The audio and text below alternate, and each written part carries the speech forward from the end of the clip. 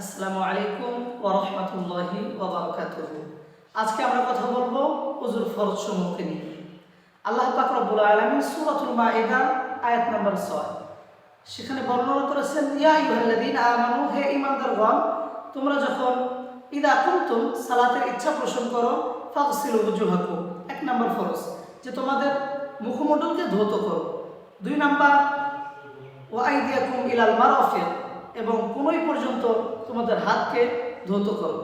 তিন নাম্বার ফরজ ওয়ামসাহু বিরুসিকুম, তোমাদের মাথাকে মাসাহ করো। এবং চার নাম্বার ফরজ ওয়া আরজুলাকুম ইলাল কাবাইন, যে টাকনু পর্যন্ত সুন্দরভাবে পাওকে ধৌত করো। আল্লাহ পাক রব্বুল আলামিন এই আয়াতের মাধ্যমে ওযুর ফরজ সমূহকে বর্ণনা করেছেন। আল্লাহ পাক রব্বুল আলামিন সুন্দরভাবে আমাদেরকে ফরজ আদায় করে ওযুর ফরজ বুঝে আদায় করে ওযু করার জন্য তৌফিক দান করুন। আমিন। ওয়া আখিরু দাওয়ানা আলহামদুলিল্লাহি রাব্বিল আলামিন। আসসালামু আলাইকুম ওয়া রাহমাতুল্লাহি ওয়া বারাকাতুহু।